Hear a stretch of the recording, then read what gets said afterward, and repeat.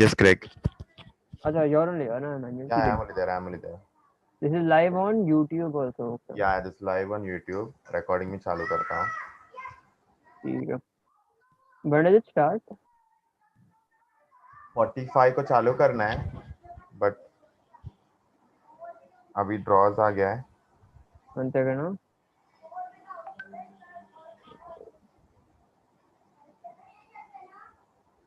Just a minute. Huh? You'll be presenting a screen, no? What? You'll be presenting a screen, no? Yeah, actually, let's see. Regarding that, I'm only presenting or someone else is. Let me do it. Hold on. Uh,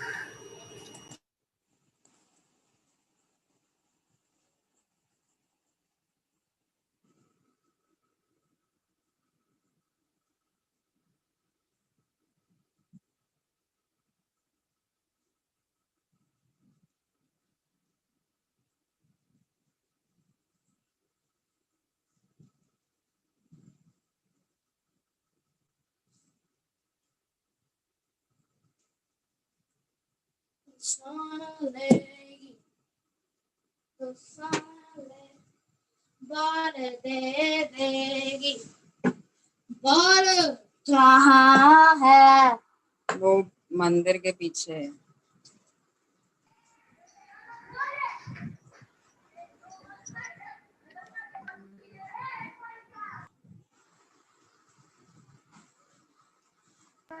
Garima ma'am, can you mute yourself? yeah sorry Yeah.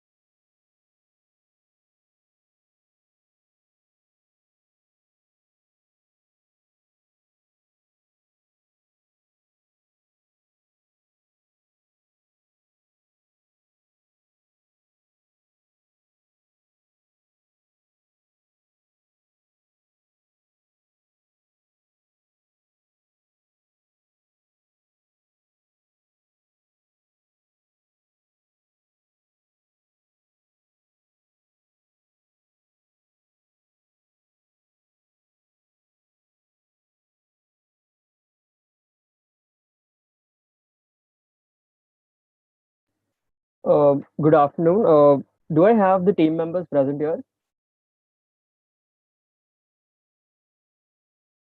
Yeah, team 05 is here. Yeah, both Team, speakers are here. team 05, both the Yeah. speakers are here. All right. Anahad and Ankit. TMD 12. Yeah, Munawar is here, and I think Arishankar. Yes, sir. I am here. I am here. All right. Both of you are here. Yes. Am I clear to all four of you all? Yes. Yeah, we can hear you. All right. Perfect. Okay, Yeah, we can. we'll just wait for Dr. Sudarsana ma'am to join. Okay. Till then, the teams can on their cameras. Yeah.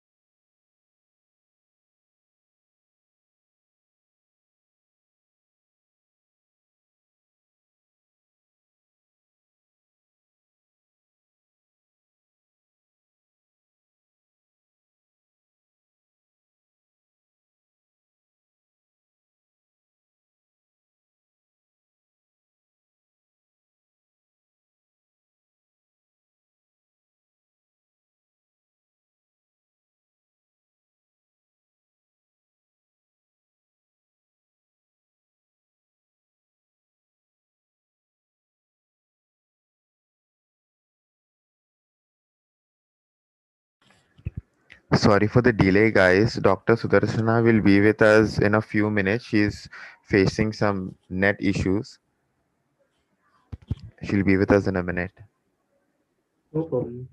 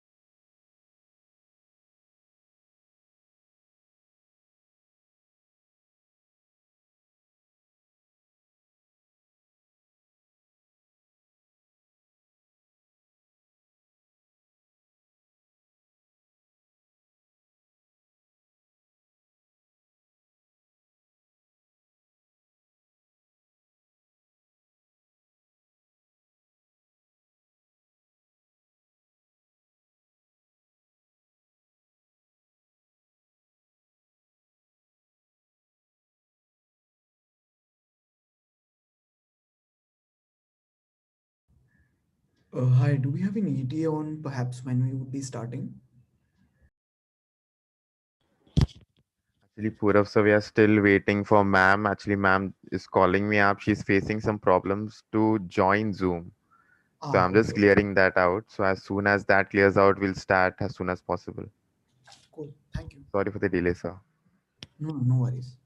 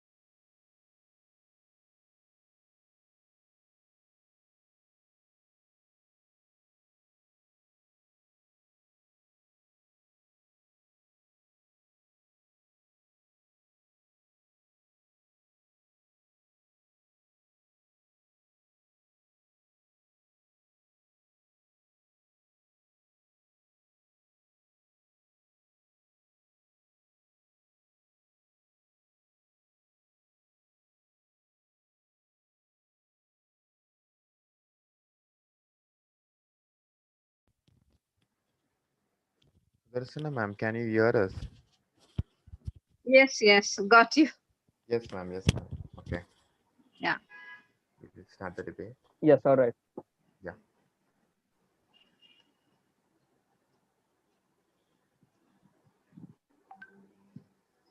Okay. So, am I audible? Yes, yes, you are. Yeah. Okay. So we'll start. So, good afternoon, everyone present here. I extend a warm welcome to each one of you gathered here for Father Conceicao Rodrigues Memorial Debate 2020, and it's also known as CRMD. Thank you to each and every one of you for being here with us today. Now, I'll introduce our first judge for this debate, Dr. Sudarsana Sarkar.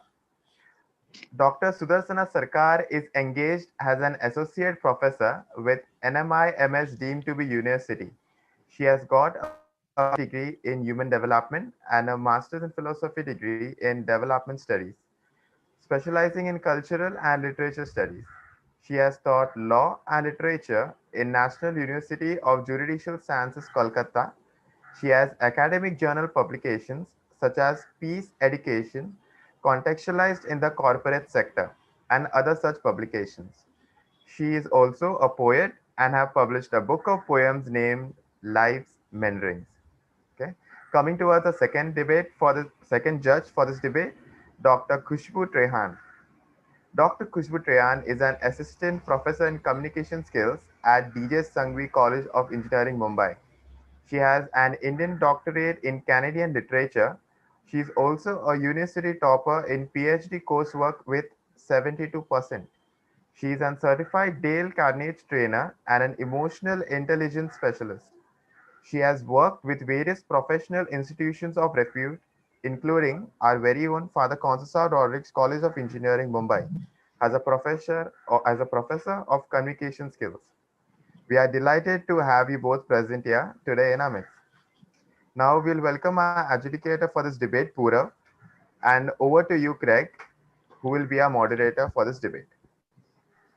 Good afternoon. Good afternoon, the honorable judges, the adjudicator, and debaters. Before we start our debate today, I kindly request all of y'all to put any handphone or device that may disturb our debate today to the silent mode. All right. Before beginning, do either of the teams have any specifications with respect to the indication of time? Because I will generally follow the 200, 300, 330 principle. Yes. Instead of 3:30, if you could make it 3:45 and just notify us through text, please don't interrupt us while speaking. Yes. All right. So 200, 300, and 345. If you'll Yes. exceed the time limit, I will be interrupting you all by on call. Yes. Yeah, that's CMD 12, any specifications? CMD 12. Sir, you can say around 30 seconds, last 30 seconds, like All right, that. perfect. Okay, thank you. With that, I would like to call this debate to order. The motion before us today is the House believes that where resources are scarce, minority campaign groups should fund minority art, literature, and films rather than funding lobbying for legislative change. Representing the proposition is team CMD 12. Representing the opposition is team CMD 05. On behalf of the House, I would like to express a sincere welcome to our judges and the adjudicator. I will be your moderator for today's debate. Before we begin, I will quickly run through the rules. One member of the team will be opening while the other will be closing with their speeches. The opening speeches will be for 4 minutes each. The proposition begins first, which is then followed by the opposition. After which we will have a 10-minute refutation round, wherein the opposition will raise the first question to be answered by the proposition and then the orders to be followed alternatively. After each answer, the side posing the question can give a comment for a maximum of 15 seconds. All decorum must be followed during this round, and both teams are requested to respectfully answer without talking over each other. At the end of the refutation round, each side is expected to give a 15 to 20-second closing statement. This will be then followed by the closing speeches. Side opposition begins first, followed by side proposition.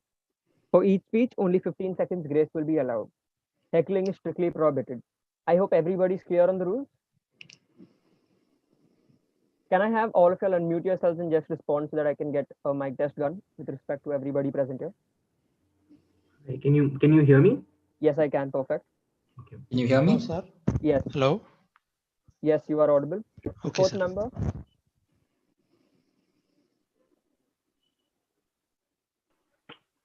Can you hear me? Yes, I can. Perfect. All right. With that, I would like to call upon the first Hello? speaker. Yes, yes, you Hello? are audible. Is it audible? Yes, yes, you are clear. All right. And with that, I'd like to call upon the first speaker from the side proposition to begin with their opening speech. Okay, thank you.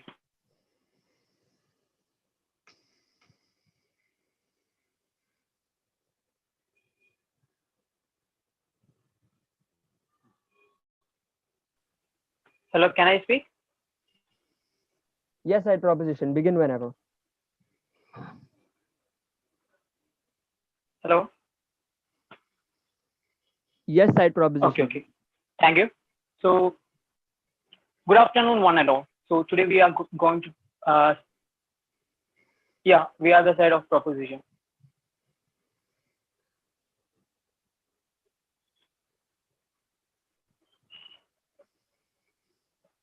Hello? Yes, proposition.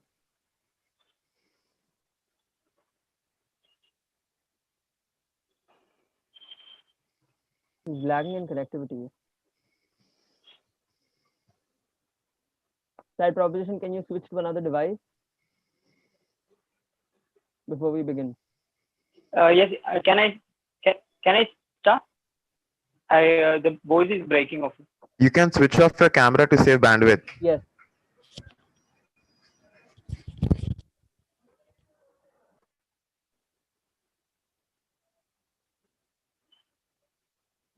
Hello?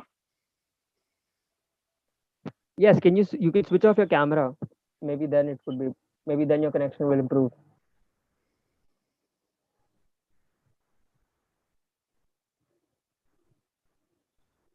I'm sorry to interrupt, but I think it's possible he can't hear us. So I think if someone could type it in the chat box. Yes, just a moment.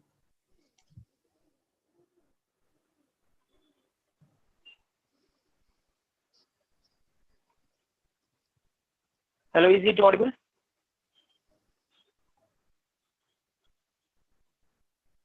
Yes, it's audible. It's audible, Mohammed.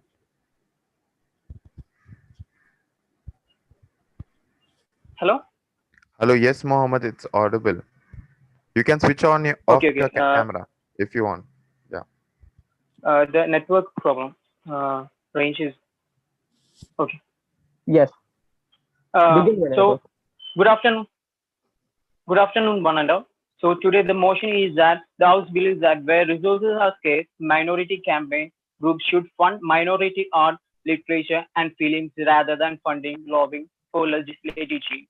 So I like to start with the quote of Mahatma Gandhi, quote unquote, the injustice must be shown visible. So the best way to show the injustice visibly is through art, because art can easily influence the world, and the world comes to know what is occurring in the minority society. We can represent through art what is occurring.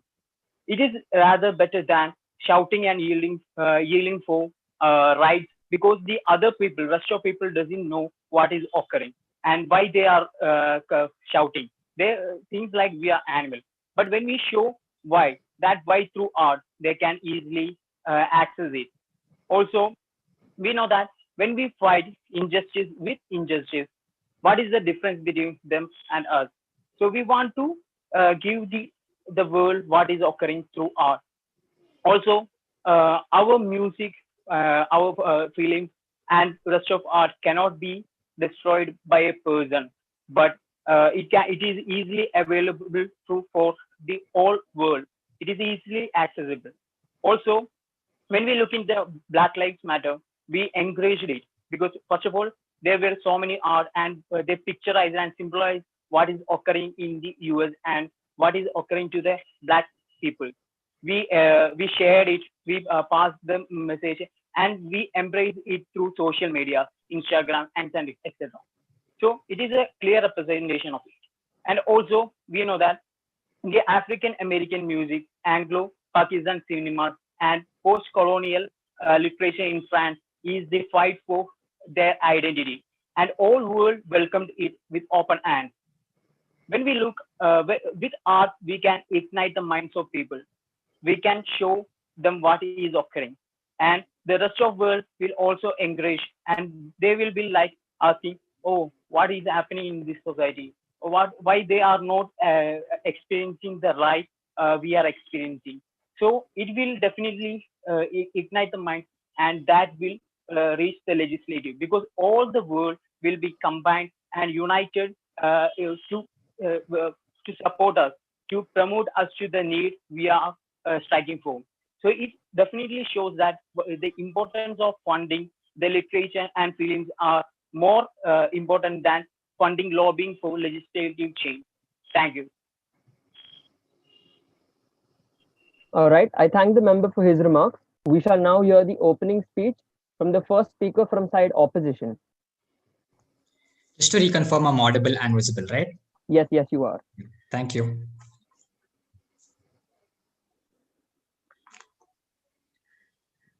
Members of the House, the metric of this debate is extremely clear. The metric is this: on which side of the House is there greater progressive change in a resource scarce world? And I'll illustrate to you why this is politics through a comparative of politics and art, right? I'll tell you three things for politics, why there's an inherent importance of politics to change. The second is what political obstacles exist in electoral representation. And thirdly, why lobbying is the only political recourse left for minority groups, right? Turning to the first. Now let's understand that politics is essentially the only means through which you can distribute power in society, and therefore the law that emanates from politics is the only means to create structural change, right? And this is structural change in, most importantly, economic and social relations. And more specifically in this in the context of change, it's important to remember here that the kind of stakeholders we're dealing with from the majority group, right? There are those that are our allies, there are those that are the fence sitters, and there are those that are the bigots. Now, the allies are not our targets here. We're targeting the bigots to essentially comply with us, because no form of art is going to appease them, because their only objective is to be opposed to you. So the law, in how forceful it is the only measure you have there, the law that you can pass only through politics. Similarly, with fence sitters, we tell you that the extent of concession they will make is very little, because it comes at their own cost, right? Because they're competing for these jobs, they're competing for these positions. And at the same time, they live in a world of ignorance and indifference to what the minority concerns are. So the fence sitters also won't help you. Therefore, there needs to be forceful change, which only law through politics can give you. Secondly, we tell you that you can create change in politics in two ways, right? One is electoral representation, and the second is policy making. We tell you that electoral representation for minority groups has significant obstacles, right? Firstly, the very design of electoral politics is such that majority dominated states and areas have larger votes and larger representation. Take UP in India, for instance, right? How it has the largest contribution to Rajya Sabha and Lok Sabha, and it's a group dominated by Brahmins, right? You also take the example of Georgia, which is a white dominated place in America, and how many votes it has, and Texas, for instance, right? Therefore, we tell you that there are limitations to these people getting represented in the first place. And secondly, we tell you that minority voters are looked at very soft voters, right? We'll give you the example of how the Congress has treated its very loyal Muslim voter base with not too much respect, right? Because of the lack of capital and the lack of choices that these Muslim voters have, like Congress didn't really live up to its promises to them, because it knew that these voters would be voting for them anyway. We also tell you that there is a lack of collectivization within minority groups, right? This is because these minority groups are effectively competing against each other, and you're left in a situation where they also have conflicting ideologies. Like, for instance, the transgender community and the feminist movement have disagreements between each other. And we also tell you that reservations are going to be affected here, right? Because they're not enough. They normally come in the form of 5-10% concessions, and they're not wide enough. They won't include groups like Muslims or women in several states, for instance. And now I'll tell you why lobbying is the only recourse that these people have left, right? Which is essentially the fact that we make policies in a very top-down manner where public isn't consulted, and our policymakers are very ignorant. Therefore, the only way you can make your voice heard is by essentially going to the policymakers, because they aren't going to come to you. And lobbying provides you that tool because it allows you to have a representative who makes your voice heard. Now, the best case scenario that follows from this is that they understand the plight and the problems you're going through. They're no longer ignorant, and they pass policies in your favor. The worst case scenario is that there is at least a public acknowledgement of this is the representation of this community. And because of that public acknowledgement, if the legislature doesn't pass the policy in your favor, there will be public backlash against them. And there is also some conscious raising among the minority groups themselves. Now, I'll tell you why art lacks out, right? The first thing with art is that even if it reaches people, the per capita return on investment is much lower because indie productions will exist anyway. Art has a problem of censorship. Now, you see a movie like Lipstick Like Burqa, the way you can represent your ideas to get acceptance from people, that's going to be limited by the rules of the government. There is I also request opposition to end. yeah, there are all of these problems in art, and for those reasons, we tell you that politics is going to be more effective than art. Thank you. I thank the member for his remarks. We shall now begin with the refutation round. I request side opposition to pose their first question. Okay, I'll ask the question. Can you hear me? Yes, you are audible. Okay. Well, side proposition, which world would you prefer to live in as a minority?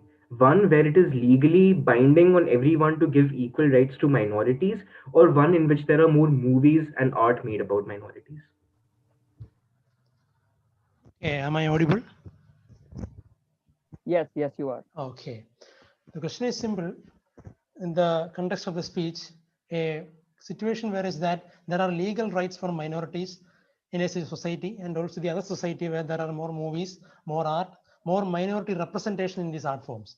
But the problem is that only in a society which has more representation of minority art forms, minority literature, can guarantee equal rights for minorities.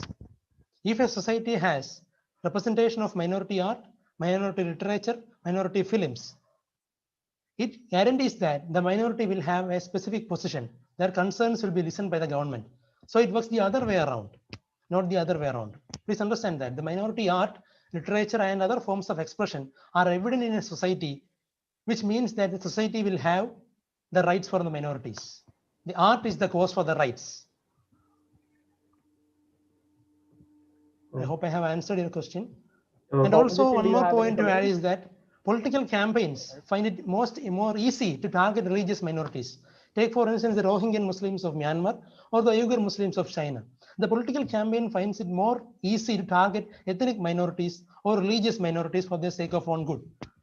The only solution for that is to depict more and more their feelings through art, literature, and other dramas or films like that, as the world shows us our examples. Thank you. Team opposition, do you have any comments? Oh, yes.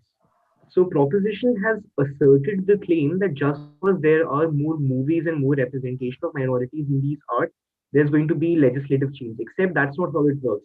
Just because there are movies like Lipstick Under My Burqa or Call Me by Your Name does not lead to like a bigoted government making legislative change. It's only when people come out and voice their opinion by the method of lobbying that legislative change happens.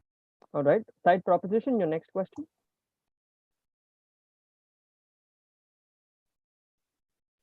We have to ask, hello, is it for us? Yes, side proposition, yes. Yeah, okay. So what happens is that what is lobbying, for instance? You try to influence the government to listen more to your complaints. Lobbying, we might be communicating with any higher official in the bureaucracy or the government, for instance, that you want them to listen to your problems. So how do we lobby them? It is not done by a single person or a single lobbyist. It is a collective work. So the best way to get the government listen to you is that you get the majority sympathize with you. That's what happens there all around the world. Take for instance the Kurdish, requesting the Syrian proposition to ask a question. Yeah, I'm coming to that. So if you have the majority siding with you or sympathizing with you, you can solve the question of lobbying. So how can you say that politics alone can solve the problem for minorities and the minority should focus more on lobbying when in a world that the political campaigns are trying to more and more attacking the minorities? Okay, thank you for that question. The first thing we want to make clear is that we're not saying that art shouldn't exist. We're saying the per capita return in a resource scarce world means that you spend in politics as instead of art. Now, secondly, we tell you that you can't get the sympathy of the majority community, right? And side a proposition hasn't told you that. We've told you that we live in a competitive world where majority is competing against you. They're indifferent to your world, and therefore they have an active incentive to not be sympathetic towards you. And on the other hand, we've told you that lobbying provides you a mechanism to reach out to a policymaker who makes the decision, who's otherwise ignorant to you.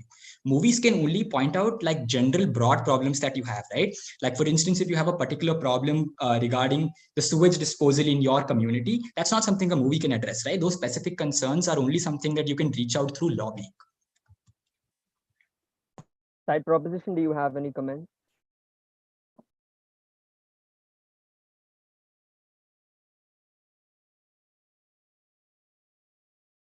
No comments from side proposition? Yeah. Can you hear me? Yes.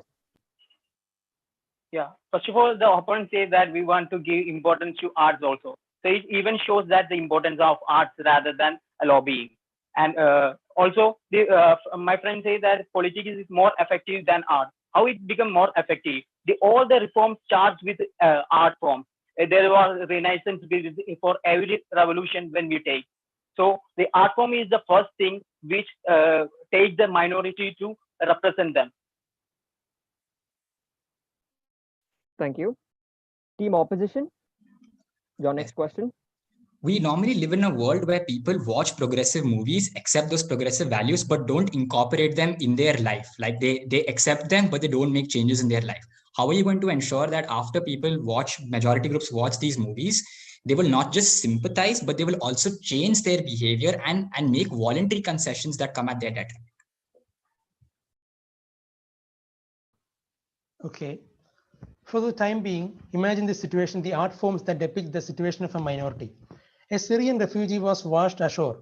His name was Alan Kurdi. The Kurdi stands for the ethnicity. So that could influence the Canadian federal elections in 2015. So how could it influence that? A boy washed ashore, how can that influence the Canadian election? Because that the majority in some other countries, all the nations sympathize with it, and they decided that it should be a reminder of the refugee crisis. So that the art forms that this refugee boy depicted worldwide showed how we should treat the refugees. That the same case with minorities. I think you pointed out the situation of reservation there. The Delimitation Act specifies how the constituencies should be termed. From UP, we have 80 seats for Lok Sabha. It's determined by the Delimitation Act. We also have reservation. States like Kerala give 12% reservation for minority Muslim community only. We have religious reservation. Our constitution provides for linguistic and religious minorities, and they have explicit rights. So how does these rights emerge in the society? It came through various reforms, the art reforms. Our poets, our writers, they depicted the situation of minorities through their art forms, that it became evident to the government that they cannot put a blind eye on that. So it leads to reforms. For example, let me tell you, if you focus more on art, art means knowledge. It's mean knowledge, literature, everything means knowledge. Because the Muslim community in India, they are more illiterate than the national average. The Muslim illiteracy is around 43%. The poverty rate is around 43%, while the national average is around 39%. So if you give more education, art, literature, and films empathize education in sense. For it can give the same effects or can give the more effects than you lobby. Let me tell you one more example. If you lobby, what happens is that the more lobbying you do, the more polarized society get. In a specific constituency, there are more minority population. It seems like that the minority candidate will win, a candidate from the minority community. So that's the election situation in India. So the voters get more polarized if you go for lobbying in politics alone. The minority votes for the minority candidate, majority votes for majority candidate. That's the result of lobbying. But if you use art for that, the minority, the majority, they can come together, sympathize with each other through art, and they can solve their problems. So lobbying can be done through art. That's the main point I have to consider. All right, all right. Team opposition, do you have any comments? Yes, I'll try to quickly address that through three responses, quick responses. The first is that the example of Canada that you gave isn't really an apt example because firstly, Canada is a more liberal and tolerant country than most stakeholders that we're talking about. And secondly, even the example that you cited has led to significant backlash regarding immigration in Canada itself. So that example itself doesn't stand.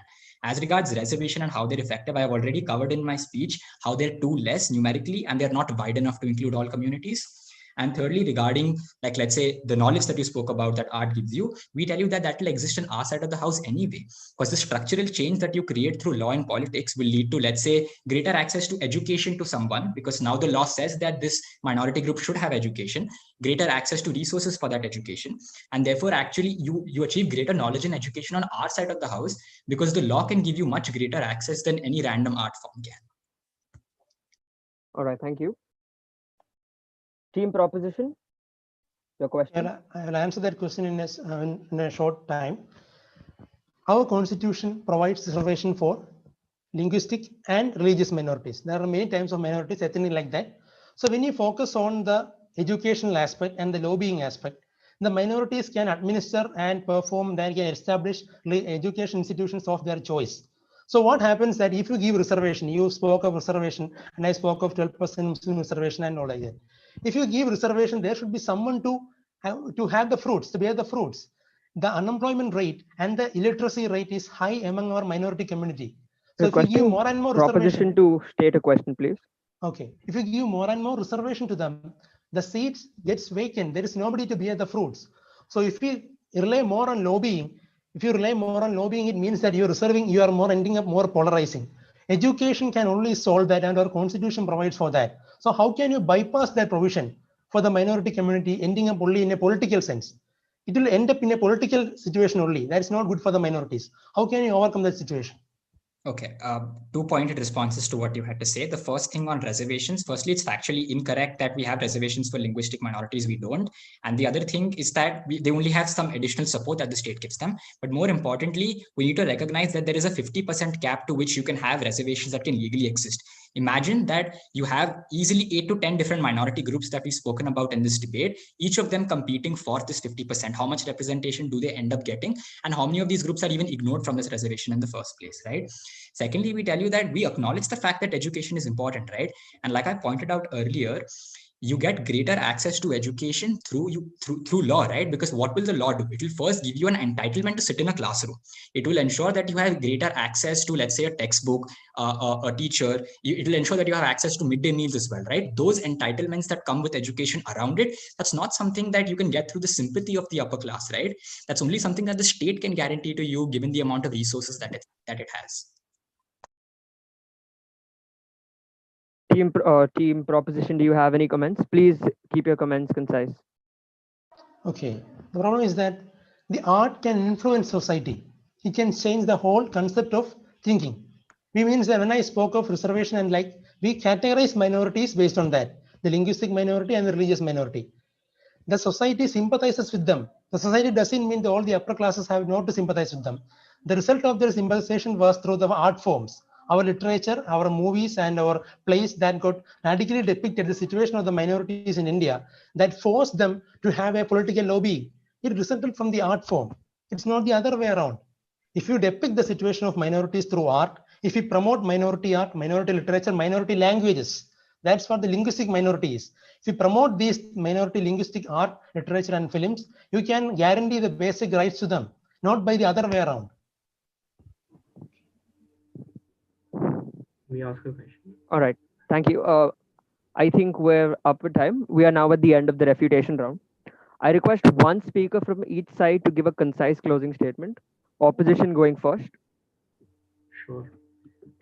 So repeatedly we've heard from side proposition that somehow art is going to drive political change, and they've talked about reservation. But understand that there is a logical link missing because they haven't explained how art will lead to this political change. They've only made that assertion, they've only made that claim. They haven't given substantial analysis to like substantiate that argument. So without that analysis, that argument cannot stand. So unless they explain to us how exactly is this art going to lead to legislative change, their arguments cannot stand.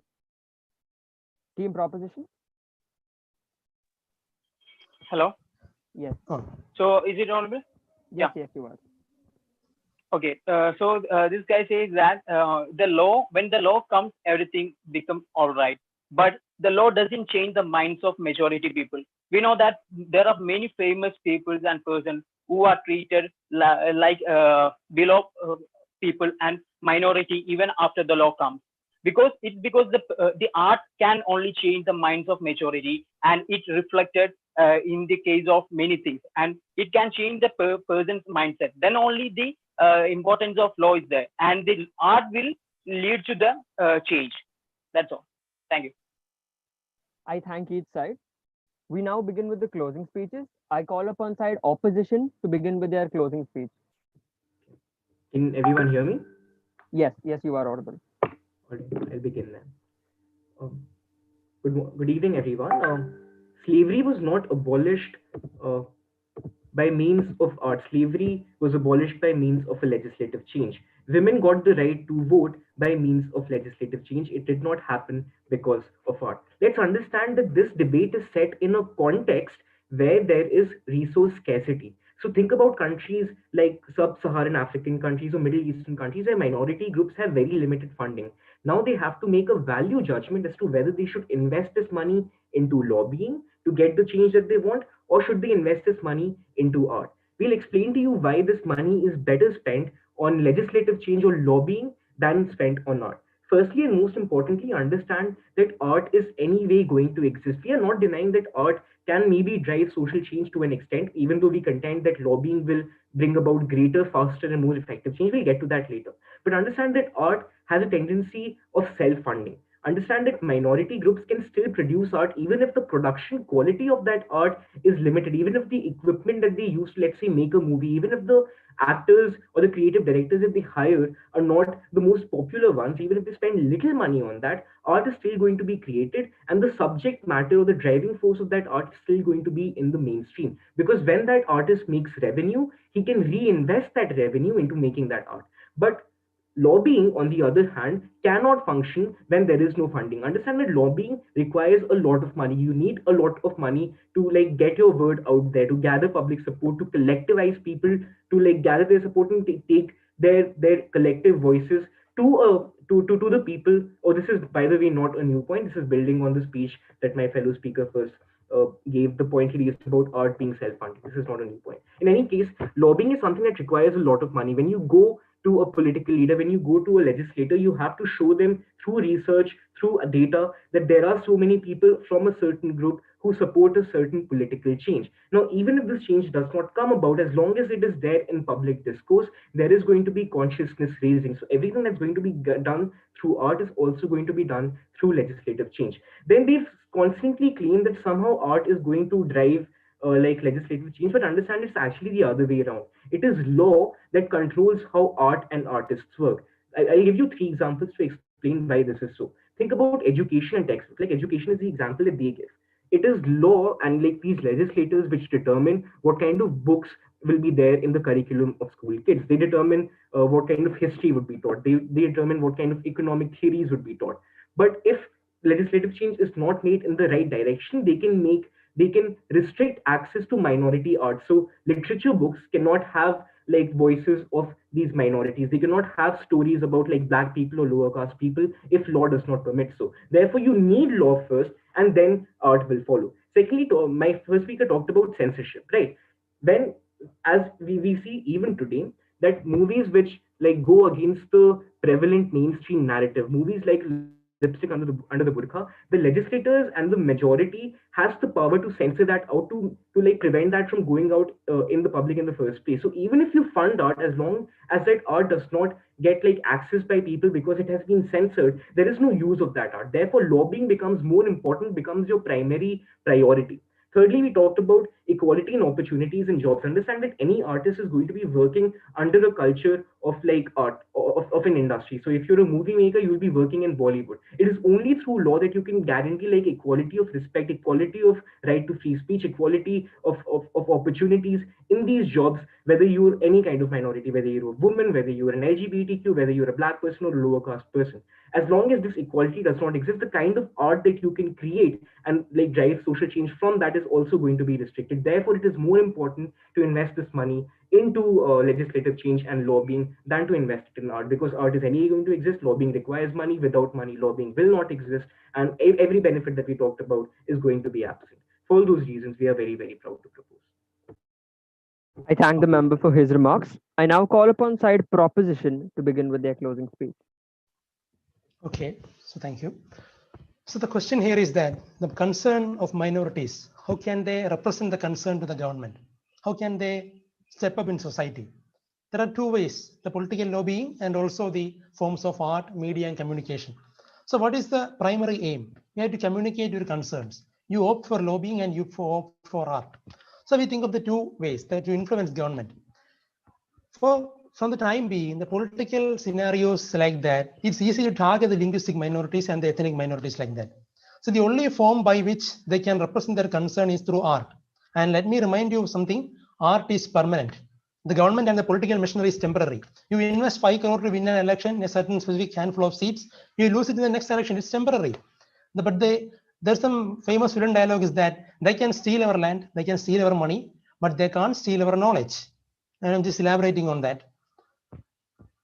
Okay, art is permanent. It's not a new point we have raised before. And so when we have knowledge among us, art, literature, and movie is knowledge. I reminded you in the first speech itself. It is knowledge. It is not like that we go to school and in the sideline we learn art. We learn the knowledge is imparted upon the minorities. The situation here is that the majority communities have had greater access to knowledge and other facilities, so they have greater access to government machinery. What we need to provide is that we need to empower the minorities, not by making them politically powerful by selecting a handful of representatives. We need to make them powerful by giving them knowledge, imparting them knowledge through the forms of art, through the forms of media, through the forms of communication. So the knowledge can help them win the lobby. They can give the same effect of lobbying like that. So the machinery context is clear. So when we give the minorities the rights to express their forms in arts, the lobbying, etc., like that, can the government control them? Sure, the government can decide whether to do or that. For an example that I previously stated, there are many examples. For instance, the government bans a new form of art by the minorities. It doesn't mean that it vanishes. The art is permanent. Even though the government bans it, the majority can sympathize with it by all the means they can. And the law doesn't come out of the heaven like a sudden. The law formation requires several steps. The first step is the acknowledgement of the rights, acknowledgement of the right of the minorities that result in the lawmaking, which help the minorities. So the acknowledgement comes from the fact that there should be an eye opener for the legislator. The eye opener comes from the fact that the majority sympathizes with them. The voters sympathize with the minority cause. Take, for example, the Forest Rights Act and the other rights that the minority enjoys now. It came as a result of the majority people sympathizing with them and showing the government that their rights have to be upheld. So that is, the art becomes the source of communication. It allows people from different aspects to be together. What happens if you lobby is that you polarize society. A certain handful of minority voters in a region vote for the minority candidate only, and the minority rights are upheld. But it polarizes society. The communal issues escalates. Take the example for Rohingya Muslims and the Uyghur Muslims. The community tensions escalate between groups. Take the case of our land itself. The Muslim illiteracy and the unemployment rates are high. How can reservation benefit a community when there is high rate of unemployment and illiteracy? So we need education. Education comes in the form of art. So the scarcity of resources at hand, art is a mean of communication that can allow people from different societies, different majorities, different minorities to come together and sympathize with each other. There have been many movements around the world. One example I will cite is that the Communist Party of Kerala, they had been banned, but they used art as a form of literature, their form of communication, and they could form the political government through their art. So the art can function as a soul for the realizing of political rights. But political rights cannot guarantee artistic freedom. But artistic freedom can guarantee political rights. That's the most important point you have to bear in mind. And also the art for social change has been widely discussed from the time that man became a civilized man. The art for social change have been emanated in every aspect of our life, whether it is any types of literature. Art has helped minorities realize their rights. The spreading of minority rights, they become aware of their rights through art and literature, and it has helped them to be in the forefront of our society. So while art itself Requesting cannot make proposition to laws, end. okay, while art itself cannot make laws, it can empower the legislator. It can be an eye opener for the legislator who makes the laws for the minority communities. So the art forms the basis for all of that. Thank you. I thank the member for his remarks. With this, we come to the end of the debate. I thank both the teams for their conduct today. We are now open to any questions and constructive comments from the judges and the adjudicators. Okay, again, uh, thank you for the second round of, I think I'm looking at the same people. Okay, the first question goes to the proposition.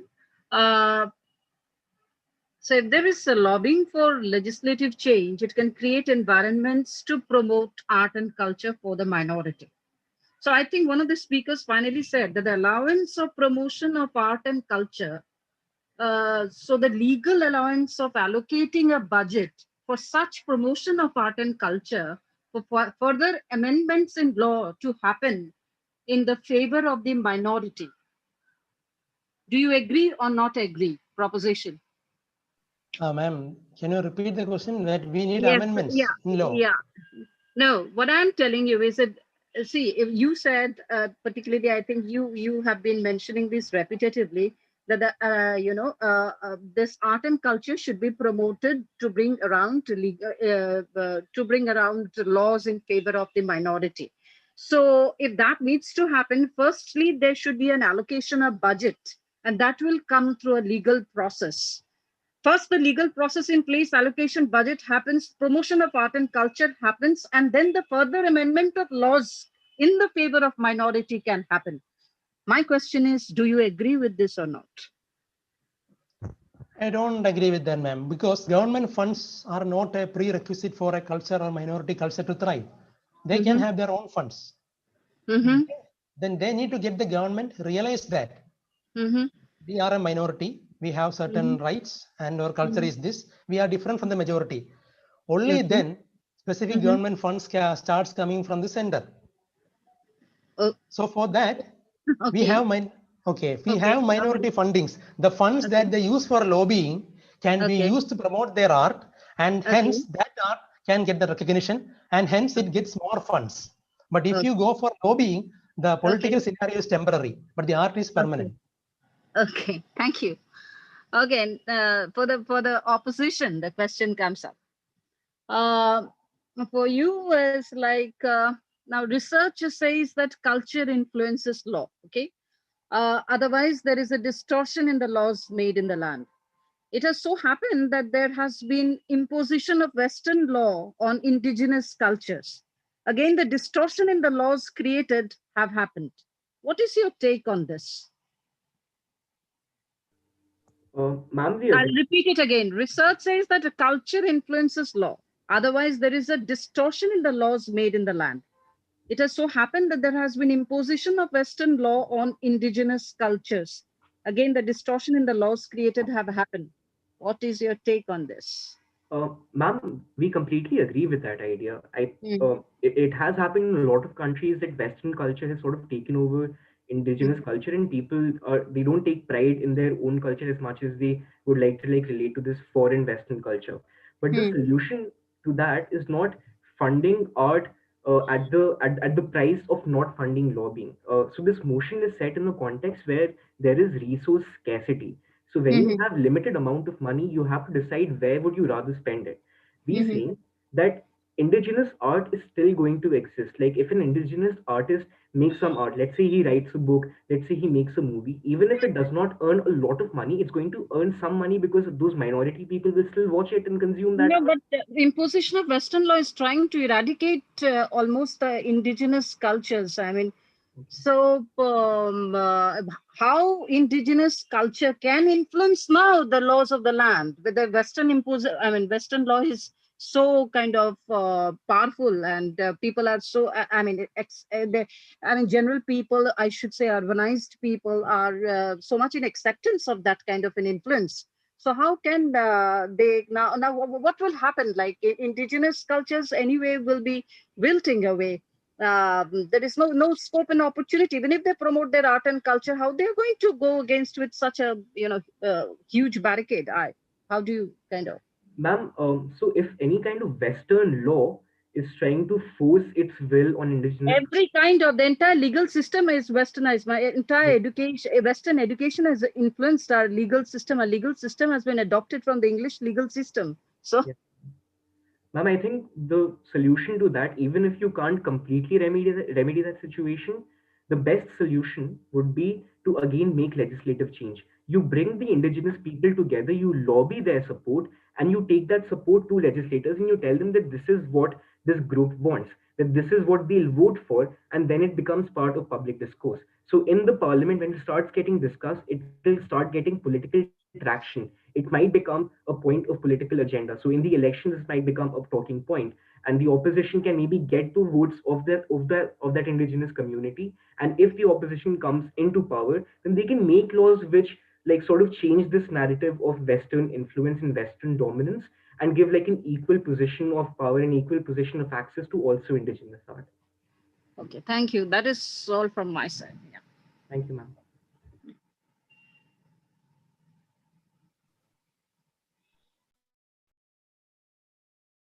Khushbu ma'am, any questions?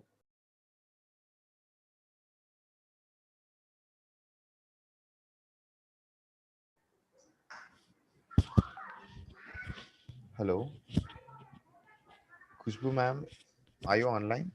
Yeah, I'm here. I Yeah. don't have any question from my side. Okay, ma'am. Purav, sir, you can take over. Uh, Hi guys. First of all, congratulations on making it to the quarterfinals. I've had the privilege of adjudicating both teams in separate rounds. Uh, it was certainly a very engaging debate. There were no, I mean, there weren't a lot of parallels, but I think the primary contention that this debate boils down to is, does art necessarily lead to any actionable change in society? And I'm not going to talk about uh, which side I'm leaning on at the end of this debate, because that would render the result. I'm going to talk about what each side did for me and what they could have possibly done better, or what are some arguments that either sides could have made, right? So from proposition, I hear uh, art is a method of showing injustices or making injustices apparent. That art is uniquely placed within society because it's easily accessible. It's not largely pedantic, is what I understand. And then they give me the example of Black Lives Matter as a bedrock of Black art. Also, art as provocation through their opening speech. These are in sort of isolation what I heard. From opposition, I hear that uh, is a clear, concise understanding of what this debate hinges on, which is the metric. And I think you could have defined the metric from proposition as well. I don't think it's a bad characterization of the metric by any stretch of the imagination. And so their metric is greater progressive change, and whichever side has greater progressive change in society wins this debate.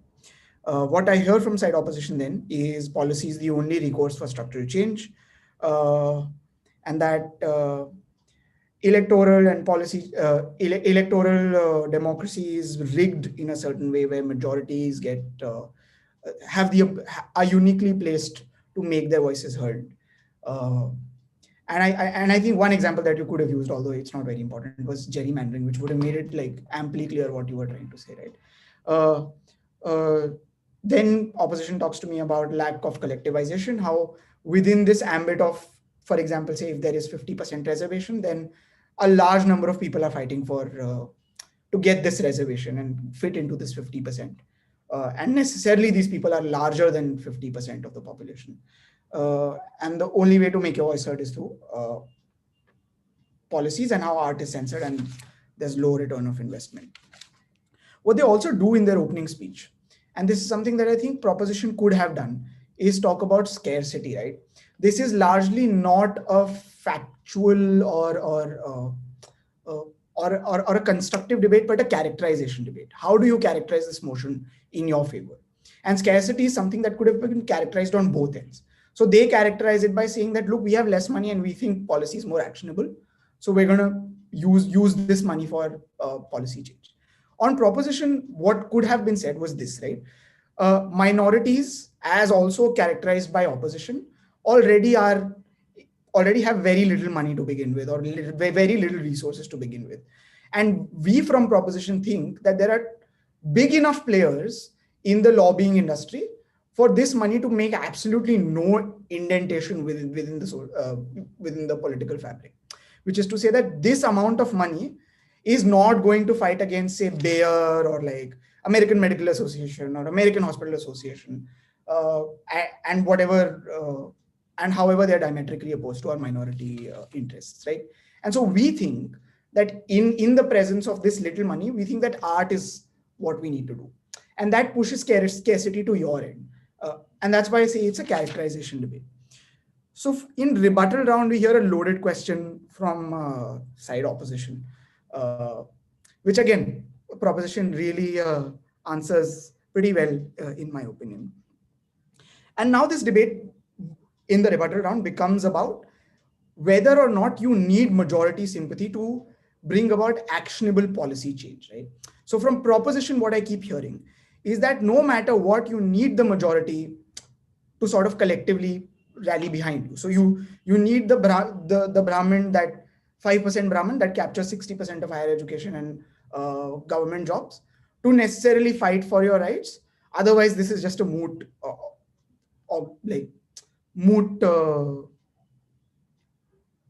Yeah, I think that's amply clear. But on opposition, what I hear is you don't necessarily need majority rights. You can still collectively come together and fight for your rights through lobbying.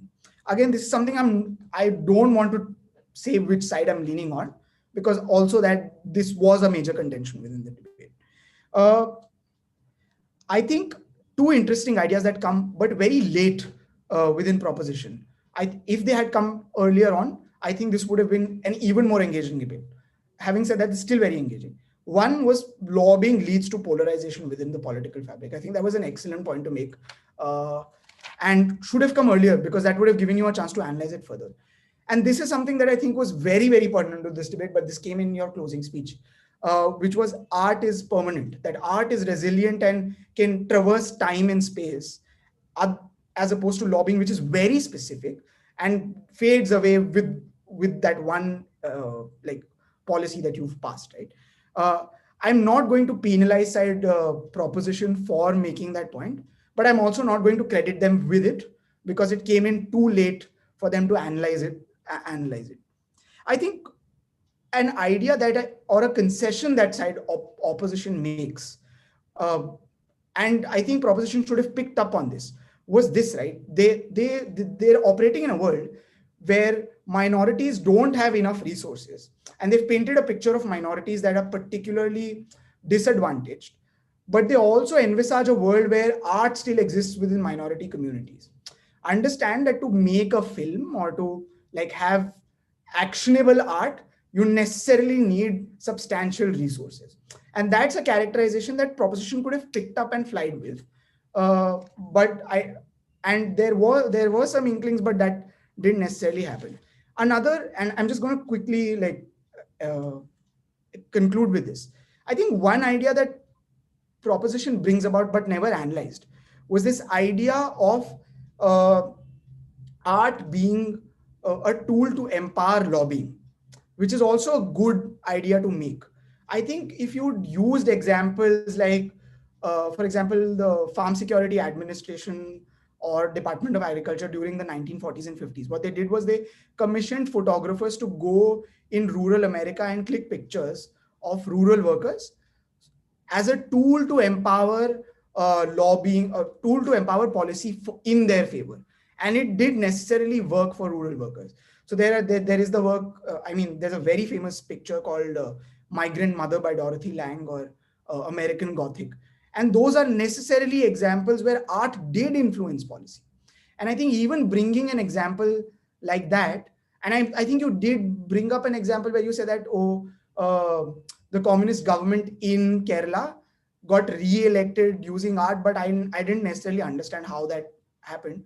But an actionable example would have uh, made up for the offset of analysis. Also, one small uh, critique for side proposition, which I think they can rectify very easily. I only heard one speaker spoke a lot more than the other speaker. And so perhaps what you could do in successive rounds is think about, or perhaps other debates also, is to like manage how much you are speaking, because there are individual scores for individual speakers. And even, I mean, they, and that sort of, in the mechanics of the format, might not help your case. So maybe perhaps do that. But very good debate nonetheless. Congratulations to both teams. Thank you so much. Okay. Thanks, So guys. that brings us to the end of this debate. So any more questions the team have? Any more questions the judges have? I had one. Will the results Yeah. be announced today or tomorrow morning? It will be out by night today. Perfect. Okay. Okay. Will the motion be out tonight as well or tomorrow? Regarding that, I have to still confirm, but I'll let you know regarding All right. Thank you that. so Okay. much. Yes, welcome. Okay, so the teams can leave the meet right now.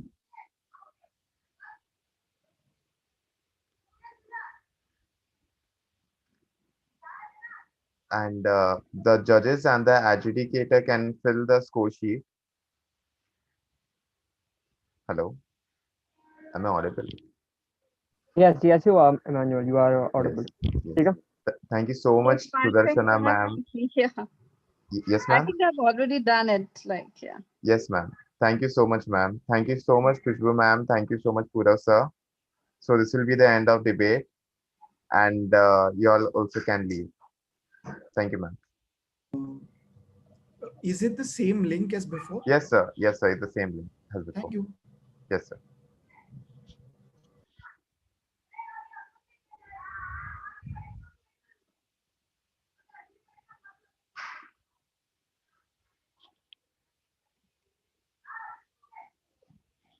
Kushbu, ma'am. Yeah. Yes, ma'am. You can fill the score sheet, the link what I send you, and you can leave this meet right now. Thank you, Yeah. ma'am. I'm just filling it right away. Yes, ma'am.